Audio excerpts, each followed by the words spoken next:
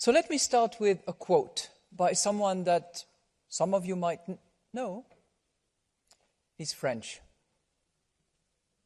And some of you might think of Victor Hugo as a big proponent of Europe, Monet and Schumann and many others. Paul Valéry was a great supporter of Europe as well. And he wrote the following: "The trouble with our times is that the future is not what it used to be." He was copied many times by others, and that quote is attributed to other people, but it's him who started with it. And I think it's particularly fitting for the times, because our expectations have indeed been swept aside in the last few years, let alone the last few weeks. Established certainties about the international order have been upended.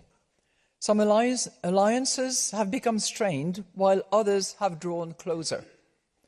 We have seen political decisions that would have been just unthinkable a few years ago, a few months ago, a few weeks ago, just to see them overturned the following day. So the level of uncertainty we are facing is exceptionally high. An index of trade policy uncertainty currently stands at close to 350, which is more than 6 times its average value since 2021. And indicators of geopolitical risk stand at levels not seen since the Cold War, except for times of war and terrorism. This new environment raises fundamental questions for monetary policy. How can we deliver price stability in a new geopolitical era? As you said, Professor, our strategy assessment is ongoing under the leadership of Philip Lane, our chief economist, and brings together all Eurosystem experts in these fields. So I'm not going to cover every issue that they are currently discussing. This would not pay tribute to the work that is ongoing. But I will focus on the factors that I consider to be particularly relevant in this new era. And I will ask 3 questions, so bear with me. First, how is the environment in which we operate changing? Second, what do these changes imply for our reaction function? And third, what do those changes imply for our policy communication? My main message, and I will develop that and argue, is that in an environment of uncertainty, a strong commitment to maintaining price stability over the medium term is more important than ever. This commitment will require agility to respond to new shocks, but within a well-defined framework that limits short-sighted reactions and unbridled discretion. As a result, we will need to continue steering the public's expectations. People interested in us will be looking to us, and other policymakers, of course, to understand how we will navigate this more volatile era and help reduce rather than amplify uncertainty. So, is it just agility? No, it's agility combined with clarity. Even if we cannot provide certainty about the rate path, we can provide clarity about our reaction function. So let me go to those 3 questions that I have mentioned and look first of all at the environment. When we last reviewed our strategy in 2021, the main challenge we faced was a prolonged environment of too low inflation. Although the review provided lessons that are relevant under any circumstances, its main focus was on understanding the causes of too low inflation and how to ensure that it did not become embedded. Fast forward, look at the environment we are facing now, and 3 key changes stand out. First, the direction of shocks is much harder to predict. In the decade before our strategy review, we faced a range of structural and cyclical forces that were almost uniformly disinflationary. Now we are seeing notable shifts in the drivers of inflation. We still face structural factors like aging and digitalization that will probably be disinflationary in the coming years. But we are also now facing new two-sided shocks, mainly linked to trade and defense as well as climate change, which can amplify or counteract existing forces. Trade fragmentation and higher defense spending in a capacity-constrained sector could, in principle, push inflation up. Yet US tariffs could also lower demand for EU exports and redirect excess capacity from China to Europe. That would push inflation down. That's for the direction. Looking now at the size of the shocks, they could potentially change. In the period between the great financial crisis to our last strategy review, 21, we faced some very large negative shocks to growth. The effect of these shocks on inflation, however, took time to materialize. We saw a slow-moving downward drift in inflation that eventually seeped into inflation expectations. But looking ahead, shocks might feed into inflation more directly and increase volatility. These risks may be particularly acute for the euro area as we are highly exposed to some of the new types of shocks. So let me just mention two of them. The euro area is a very open economy and part of integrated supply chains. As a result, trade fragmentation is likely to lead to larger, more disruptive relative price changes. In a similar vein, the euro area is highly dependent on energy imports. Geopolitical risks are likely to drive greater volatility in exchange rates and energy and commodity prices, as we have seen in recent weeks. Direction, size. Let me now turn to the issue of persistence. One feature of the recent inflation shock was an increase in the frequency of price changes. We all received those notifications, terribly sorry, sales terms have changed, prices have changed, 3 months later yet again. This can lead to a steepening of the Phillips curve and more generally to a proportionally stronger impact of large shocks on inflation. A model developed at the ECB suggests that inflation behaves in a visibly non-linear way. It reacts disproportionately more strongly to large shocks, whereas small shocks trigger no significant reaction. If such state-dependent pricing becomes standard when the economy is hit by large shocks, but at the same time the frequency of wage setting remains below that of price adjustment, we could very well see inflation becoming more persistent.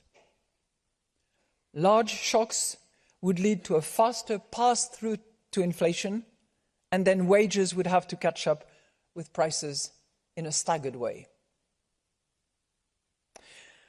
Let me give you an example. Energy inflation peaked in the euro area in October 22.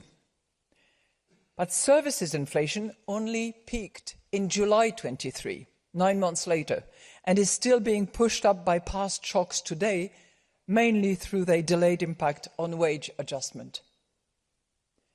In this current environment of more uncertain, larger, and possibly more persistent shocks, the way we have formulated our inflation target matters. What is it? We aim at 2% inflation. Our target is symmetric, and we work to achieve it over the medium term. This symmetric target has served us well during the recent inflation surge, helping to coordinate expectations and guide the inflation process back down towards 2%. But the formulation that we have adopted in 21, which lasts and will survive, does not mean that headline inflation will always be at 2%, which is impossible in the kind of environment we are facing now.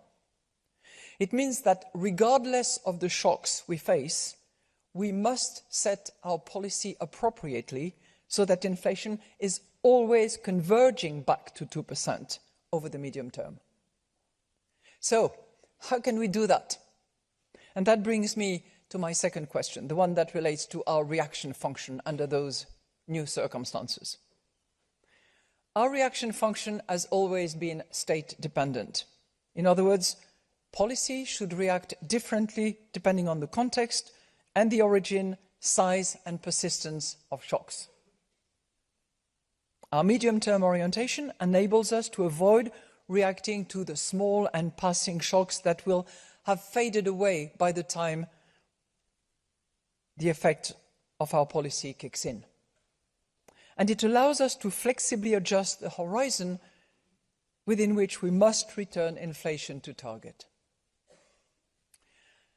Classically, monetary policy reacts more forcefully to demand shocks where output and inflation move together, and looks through or reacts less to supply shocks that push output and inflation in opposite directions, if they are sufficiently small and transitory. Empirical evidence based on the last 20 years finds that the ECB has largely followed that prescription. Generally, it has reacted more strongly to demand shocks than to supply shocks. But it has responded to supply shocks more forcefully when these shocks were persistent and inflation was high. The new environment requires us to emphasize two factors. First factor is the anchoring of inflation expectations. For us at the ECB, looking through has always been conditional on inflation expectations remaining well anchored. The recent inflation surge has confirmed just how maintaining a strong anchoring is critical to successfully navigate a more volatile world. Our analysis finds that if inflation expectations had been as poorly anchored as it was in the 70s, our policy rates would have had to rise to 8% at the peak of the recent tightening cycle to tame inflation, with obviously very high costs for the economy. With well-anchored expectations, recent disinflation has instead been achieved at a relatively low cost compared with similar episodes of the past. This experience can, in some ways, give us confidence for the challenges ahead. The relative stability of longer-term inflation expectations during a massive inflation surge suggests that our inflation target has a high degree of credibility, which was reinforced by the decisive actions we took to keep inflation expectations anchored.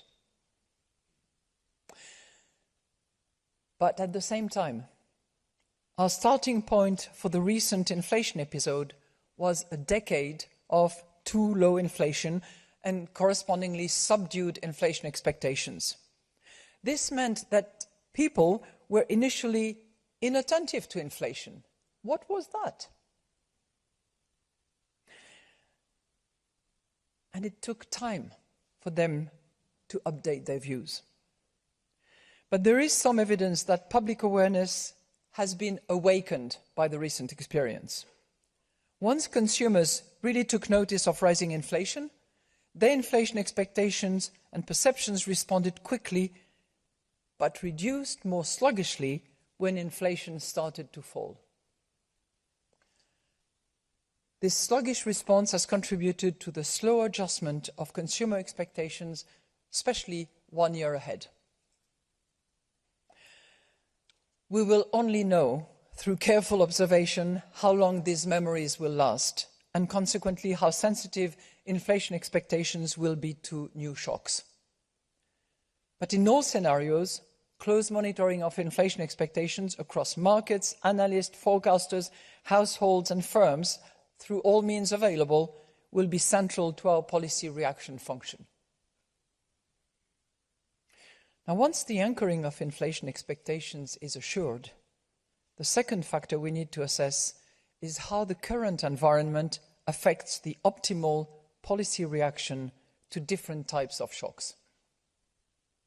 If the Phillips curve becomes steeper at higher levels of inflation, meaning inflation responds faster to changes in activity, then it should also be easier for monetary policy to bring inflation down without imposing heavy costs on the economy. This would weaken one of the main rationales for looking through large supply shocks. But at the same time, there may be risks in generalizing from recent experience where disinflation was relatively painless. Alongside well-anchored inflation expectations, the relatively low sacrifice ratio during this disinflation episode may reflect a unique set of conditions that will not be applicable to future shocks. In particular, the fact that we faced a series of negative shocks to income reduced the extent to which demand needed to be dampened by monetary tightening. Any future shocks that we face, such as energy price shocks and supply chain disruptions, or a large increase in spending in defence and infrastructure, will therefore have to be assessed through this framework. All being said, simple policy prescriptions will not be appropriate in the environment that we now face. Within a well-articulated strategy and an unwavering commitment to price stability, we will need to retain agility to respond to complex circumstances as they arise. And this obviously has implications for our policy communication, and that's the third and last question that I'm going to explore. Maintaining agility affects how we can talk about the future. And this applies particularly to our ability to give detailed guidance on the future path of interest rates. Forward guidance about the rate path is particularly useful under two circumstances. First, when the economy is faced with one-sided persistent shocks pushing it towards the effective lower bound.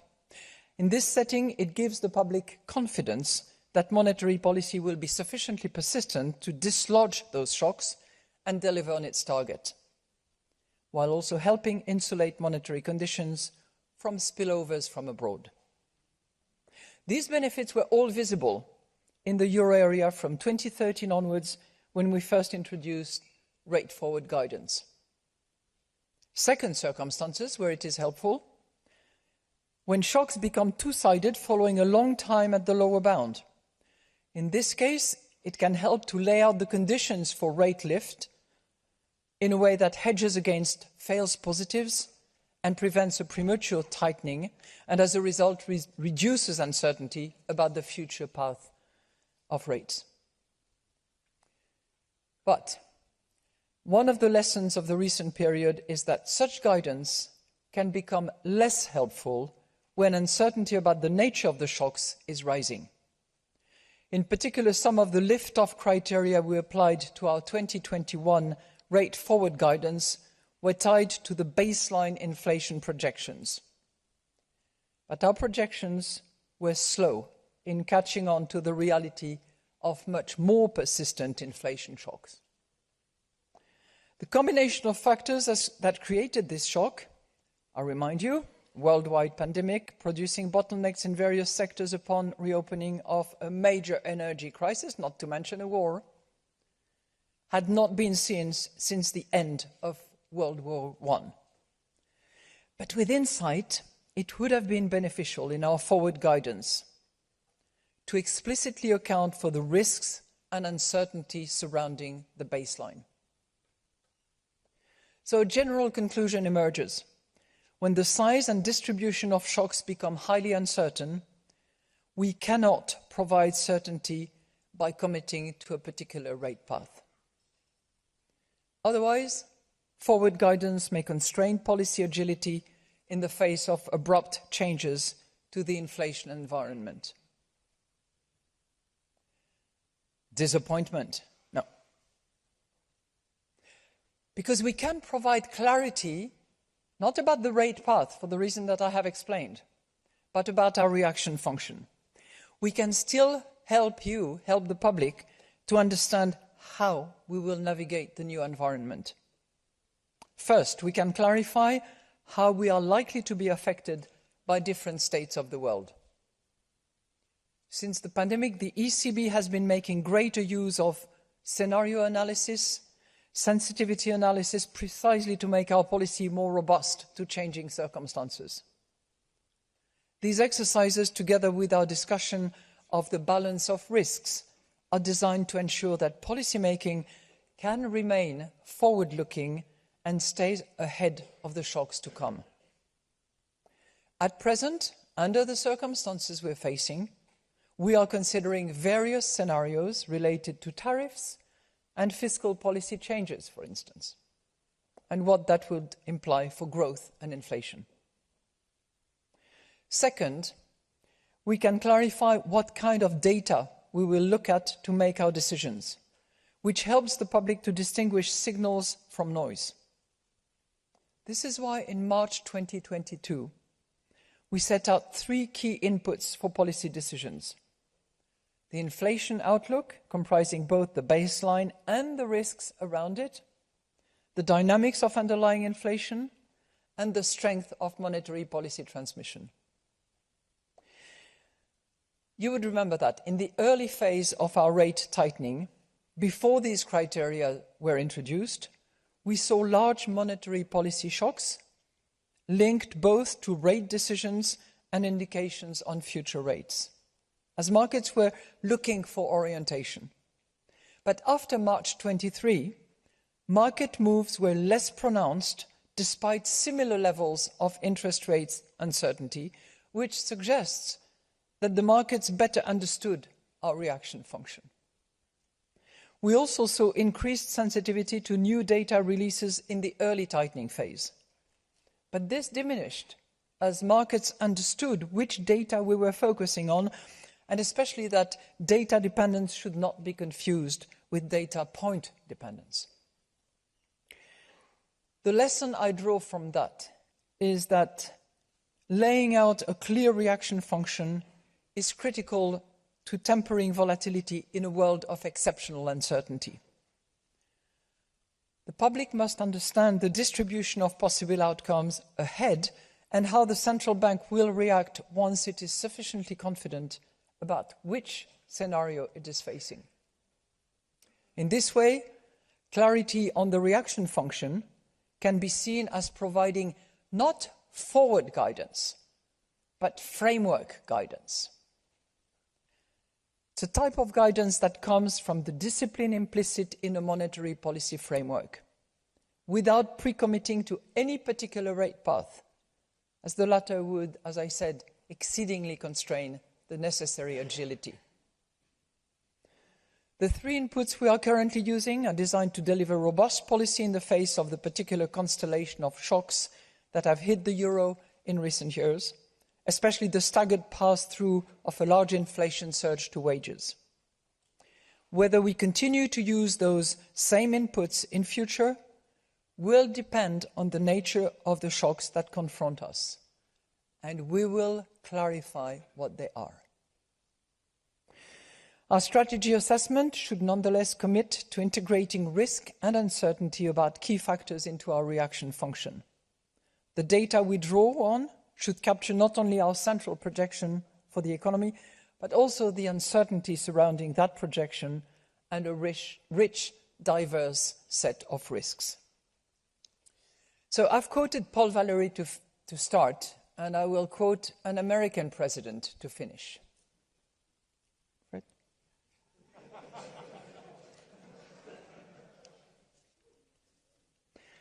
Thomas Jefferson, the great Thomas Jefferson, said, and you know the quote, "Eternal vigilance is the price of liberty."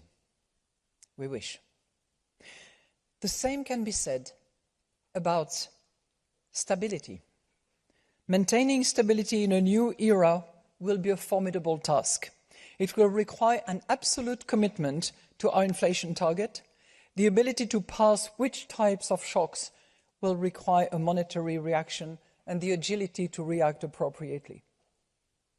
Our response to the recent inflation episode should give the public and you confidence that we will always do whatever is necessary to deliver price stability, and that our policy frameworks can adapt to new circumstances.